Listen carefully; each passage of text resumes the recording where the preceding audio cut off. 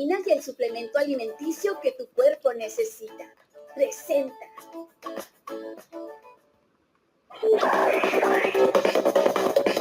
La lectura de la semana.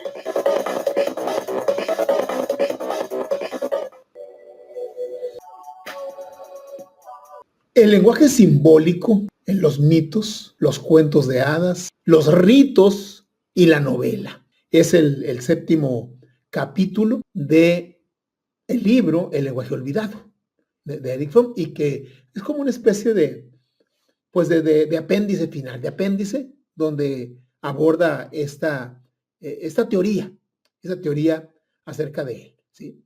Y empieza diciendo, los mitos, como los sueños, presentan relatos de hechos ocurridos en el tiempo y en el espacio que expresan en lenguaje simbólico ideas religiosas y filosóficas, experiencias anímicas en las que reside su verdadero significado. Cuando dejamos de aprender el verdadero significado de un mito, nos encontramos ante la siguiente alternativa.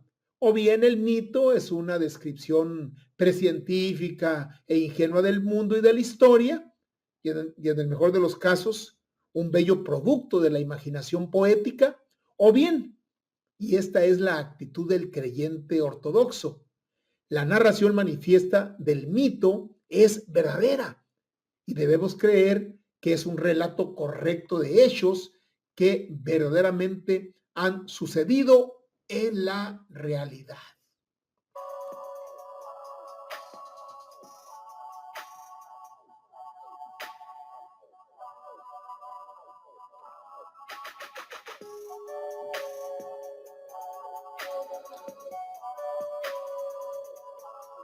Con ese primer párrafo de el capítulo, pues ya el último capítulo del lenguaje olvidado, el capítulo 7, Erich Fromm sienta las bases acerca de las cuales va a desarrollar su teoría ahí en el libro. Dice, si uno dice que, bueno, por ejemplo, los sueños, dice, no, es que los sueños pues son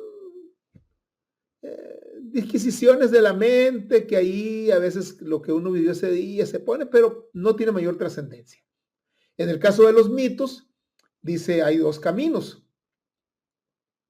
Uno, pues es un relato precientífico, mágico, religioso, que no tiene ningún fundamento y bueno, es una bella narración y hasta ahí. O incluso decir, no, sí ocurrió. Sí ocurrió. Entonces, es verdadero, son hechos verdaderos. Entonces, pero dice Fromm, tenemos que abordar los mitos como parte de una estructura creada por el lenguaje simbólico. Simboliza, algo simboliza. Miren, aquí en el equipo hemos recopilado y se los vamos a comentar la semana próxima. ¿Sí? Hay una situación muy actual, porque está muy viva la lucha. Ya ven ustedes que hay manifestaciones de mujeres en contra del patriarcado, ¿sí? De una manera pues muy radical y con cierta razón esgrimen que vivimos en una sociedad patriarcal, está hecha para el hombre, varón pues, ¿sí? Y es son las que han exigido que cuando se hable de hombre es varón y si quieren mencionar a las mujeres, debe decir mujer. Por eso se dice él y ella, las mujeres, las lectoras y los lectores, ¿sí? Las niñas y los niños.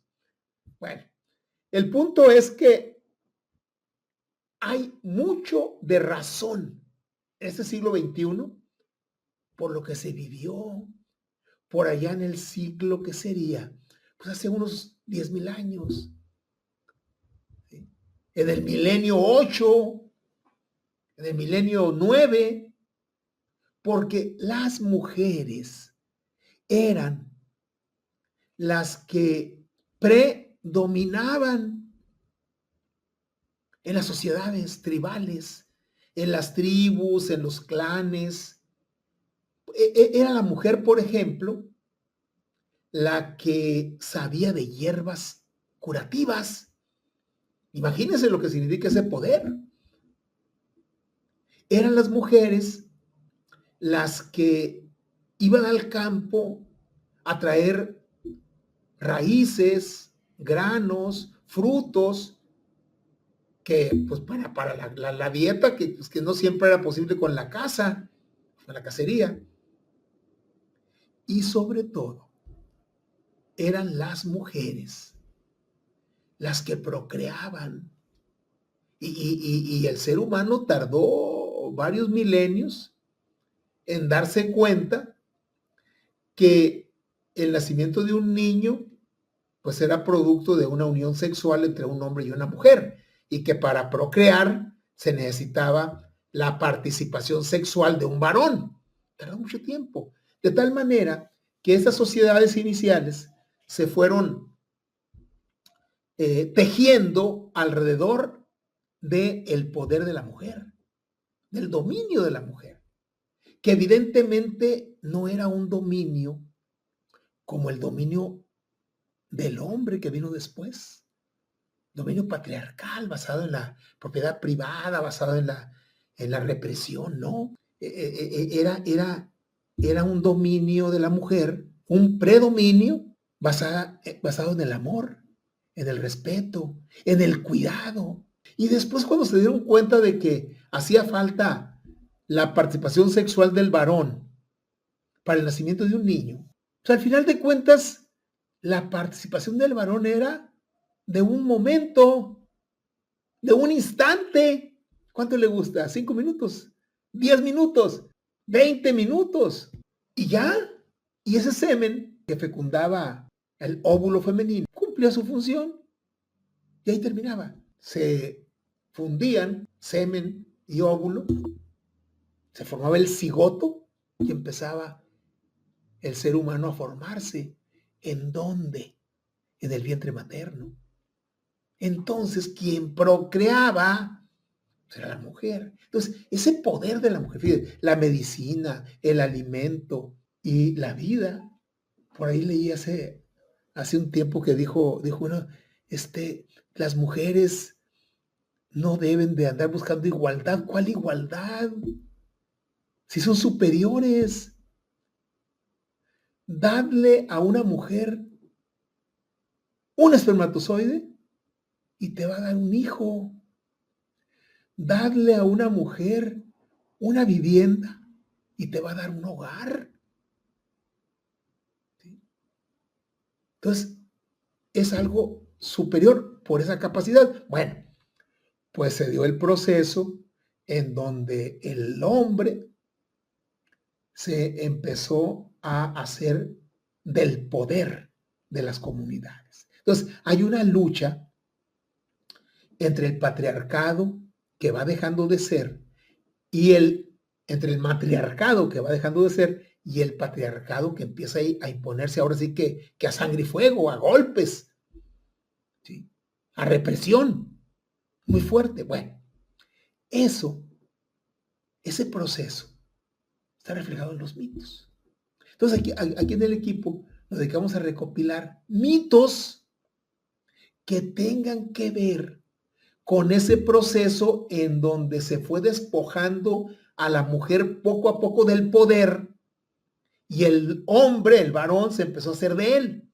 El paso del matriarcado al patriarcado. Y eso ocurrió en todas las sociedades. Bueno, todavía las sociedades más tribales en África sigue dominando el matriarcado.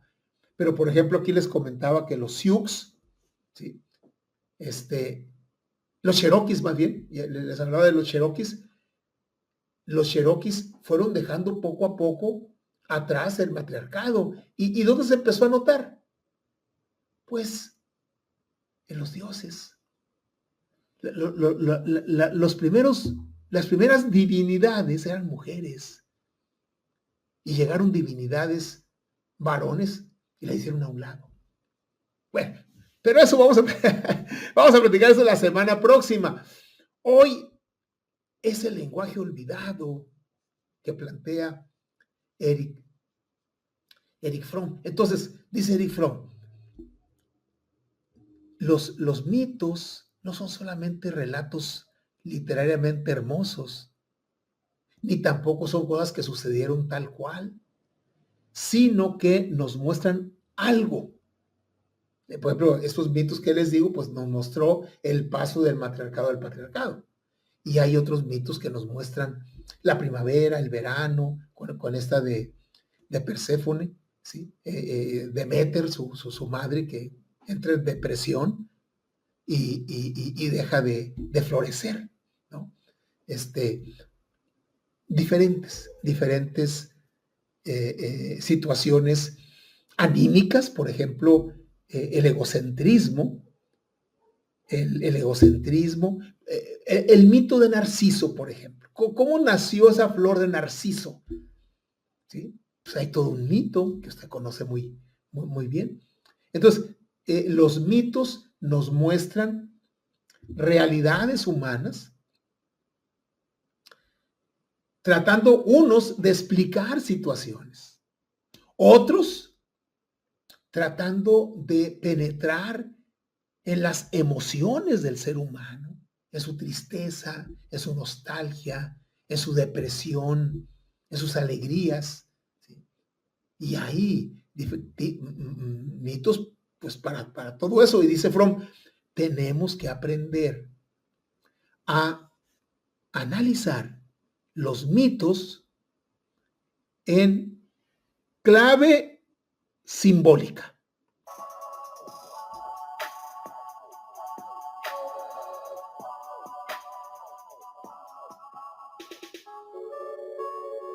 Por ejemplo, ¿a poco el mito de Ícaro y Dédalo era, no, pues sí, es que sí, el sol derritió? No, hay un símbolo ahí, el símbolo de hacia dónde conduce la soberbia al ser humano, hacia la caída.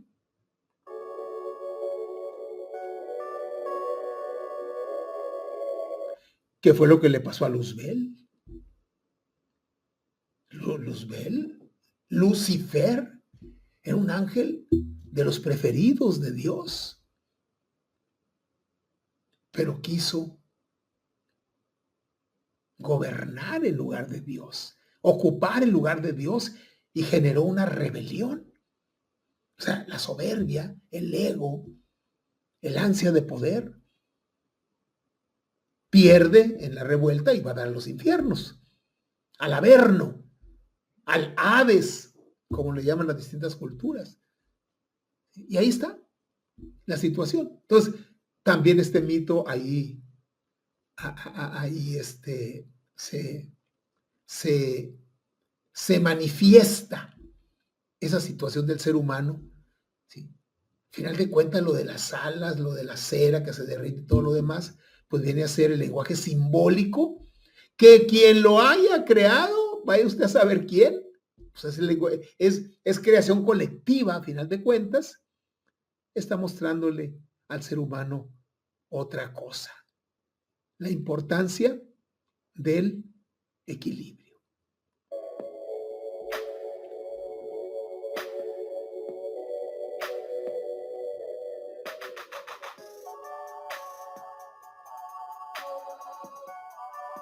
O el mito de Perséfone, que es raptada y que su madre, Deméter, muere de tristeza, languidece y no florece la tierra. Y bueno, hace sus buenos oficios Zeus y logra que Hades, el rey del inframundo, el dios del inframundo que la raptó, le permita ir medio año con su madre. Por eso la primavera y el verano pues son florecientes, porque está contenta Deméter, porque ahí anda Perséfone con ella. Es una manera de explicar las estaciones.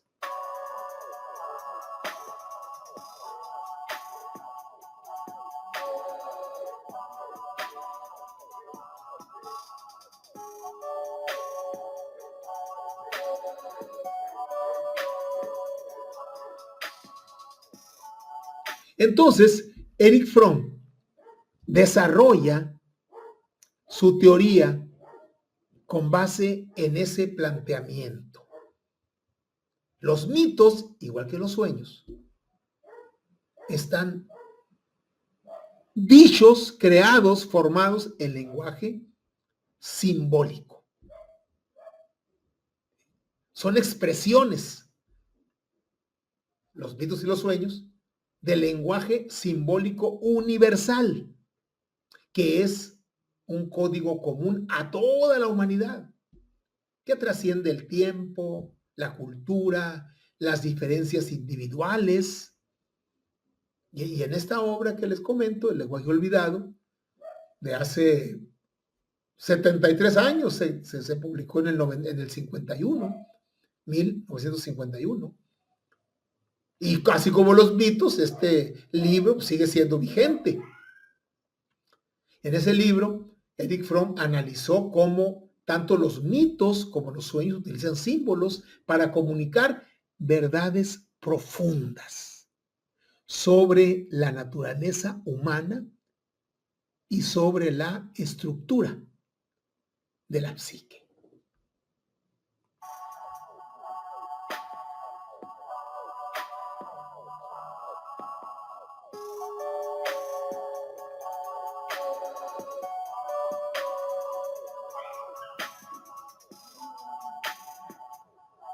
El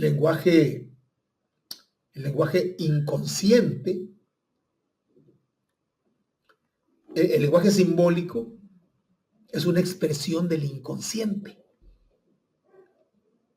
Fromm argumentaba que los mitos y los sueños no deben interpretarse de manera literal, tal y como, o sea, qué locura, volar, no es literal la interpretación, sino debe interpretarse como manifestaciones del inconsciente, que utilizan símbolos en lugar de palabras directas. Este lenguaje simbólico es una forma primigenia de comunicación, la primera forma de comunicación del ser humano y que se transmite a través de los genes, a través del ADN, se va transmitiendo de generación en generación. Por eso está presente en todas las civilizaciones, ¿sí? Desde los relatos religiosos hasta los cuentos de hadas.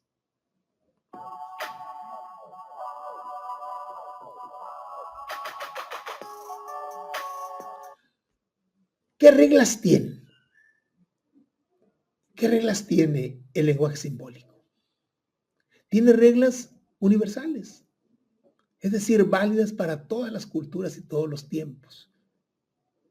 Por ejemplo, el lenguaje simbólico es pictórico, no conceptual. Es decir, usa imágenes, no conceptos. ¿Sí? Son imágenes. En lugar de expresar ideas con palabras abstractas, los símbolos crean imágenes que representan emociones y experiencias internas.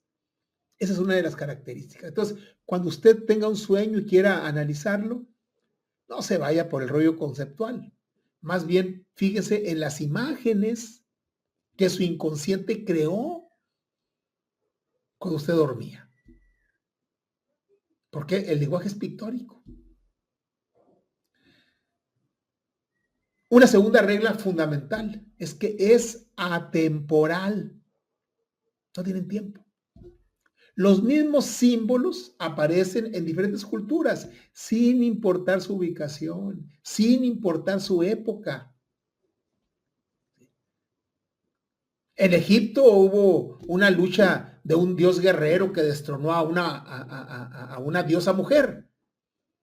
Con los mexicas también. Huitzilopochtli destronó a la Coatlicue, a su hermana. Ocurre lo mismo en todas las culturas. Y una tercera regla fundamental es que es polisémico. Un mismo símbolo puede tener múltiples significados. ¿Y de qué depende? Del contexto en el que se use.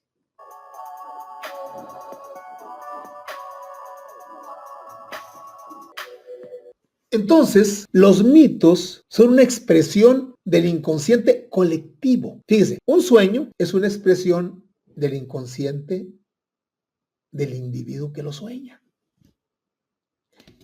Los mitos son como sueños colectivos.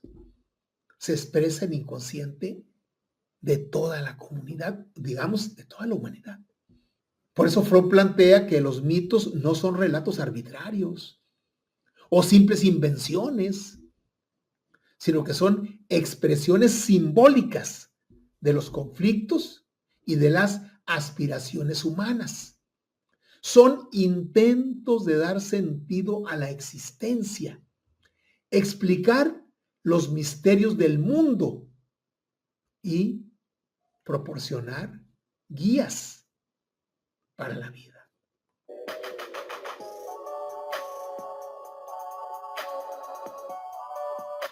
Los mitos nos dan guía para transitar por esto que llamamos vida.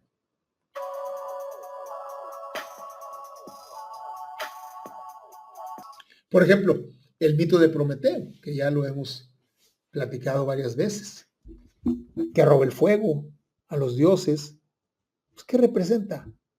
Ah, sí, ay, qué bonito cuento, ¿no? Un dios que roba el fuego, se lo lleva a los humanos, ¿no? Según Fromm, representa el deseo humano de conocimiento y el deseo humano de libertad. Pero también representa el precio que se paga por desafiar a la autoridad.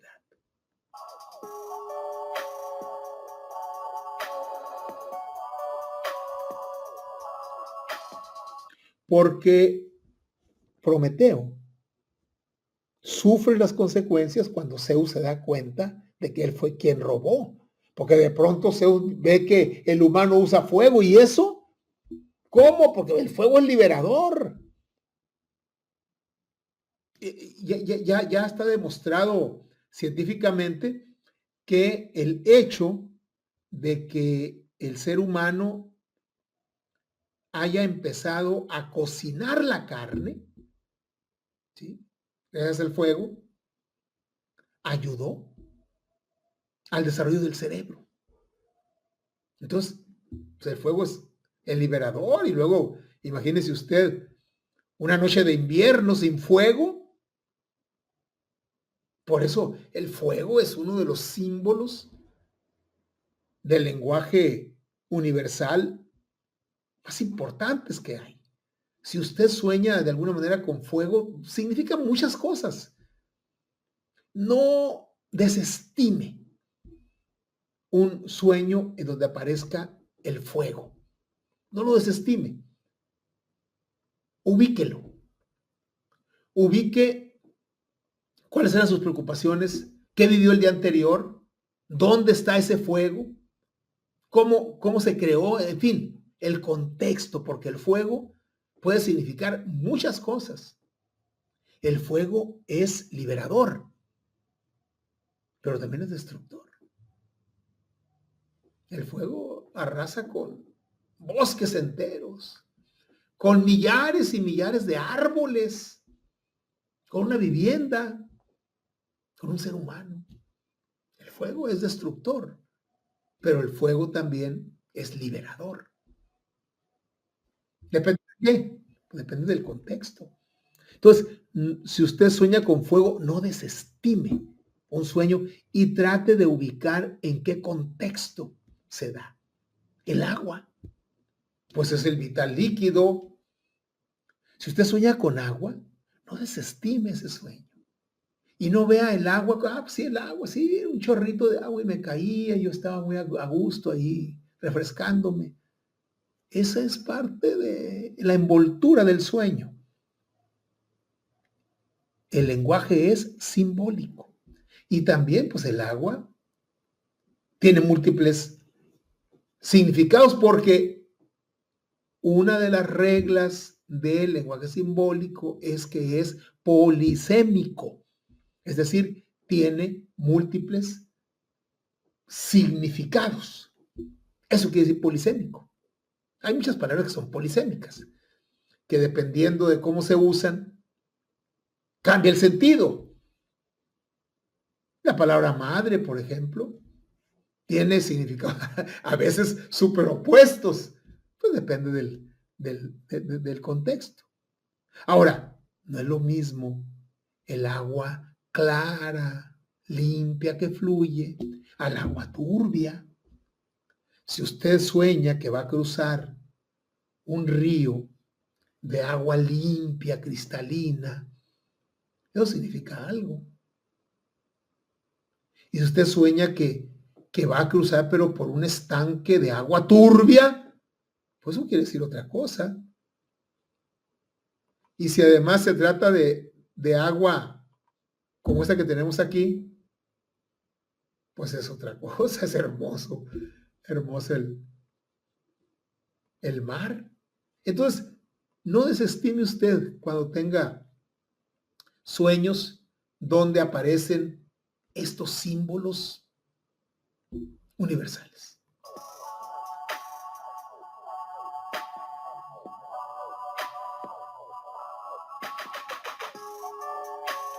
El mito de Edipo. Miren, del mito de Edipo nos vamos a detener un poquito más. Ahorita nomás les voy a compartir una introducción, pero el mito de Edipo es uno de los mitos fundamentales del psicoanálisis. Freud, Segismundo Freud, el creador del psicoanálisis, le dio una interpretación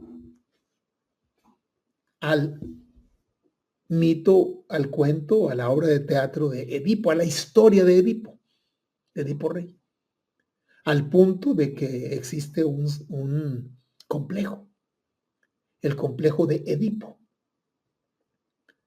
Y ese complejo, ese concepto del complejo de Edipo lo creó Freud. En esencia, el complejo de Edipo es que el hijo está enamorado de la madre y quiere destruir al padre. Porque dice Freud, es lo que hizo Edipo. Edipo mató a su padre, a Layo, y se casó con su madre, Yocasta. Entonces, es uno de los mitos fundacionales del psicoanálisis freudiano.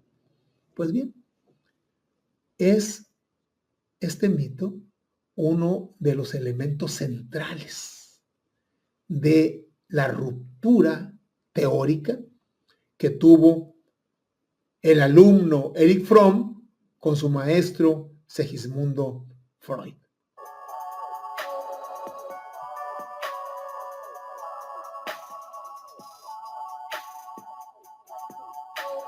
Y nomás le doy esta probadita. El mito de Edipo, que Freud interpretó en clave sexual, para Fromm, simboliza la lucha entre la autonomía y la dependencia. ¿Dependencia de qué? ¿De quién?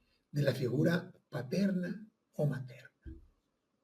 En el análisis que hace, porque le dedica un buen análisis, Erich Fromm, al mito de Edipo Rey, están presentes las diosas.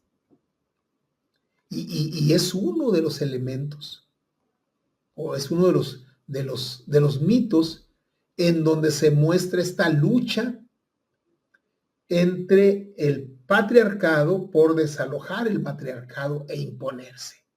Lucha que finalmente se resuelve con la victoria del patriarcado hasta nuestros días. Entonces, Erich Fromm le dedica buena parte de este último capítulo, ¿sí? El capítulo 7, a Edipo Rey, ¿sí? tomado fundamentalmente pues, de la obra de teatro de Sófocles, ¿sí? Que además fue una trilogía. Son 3 obras de teatro relacionadas con Edipo Rey, con Edipo, ¿sí? La primera es Edipo Rey, que es la parte pues, más conocida cuando mata a Layo su padre y se casa con Yocasta, con su madre, ¿sí? Pero hay una segunda obra de teatro, también obviamente de Sófocles, que se llama Edipo en Colono, que es el momento posterior, porque han de recordar que Edipo Rey, esa obra de teatro, culmina cuando Edipo se da cuenta de lo que pasó, se da cuenta de que mató a su padre y de que ha cohabitado con su madre y se arranca los ojos. Ahí termina esa obra de teatro. Bueno, en la segunda parte, digamos en la segunda obra de teatro, Edipo en Colono ya está ciego y anda por ahí con su hija, con Antígona. Y la tercera se llama precisamente Antígona. Y la tercera parte ya ha muerto Edipo Rey, Edipo. Entonces, Erich Fromm le dedica varias páginas al análisis de Edipo Rey y nosotros aquí se los vamos a compartir. Está haciendo viento, miren cómo me levanta el cabello la brisa marina. Por lo pronto, tomamos nuestro separador y lo colocamos.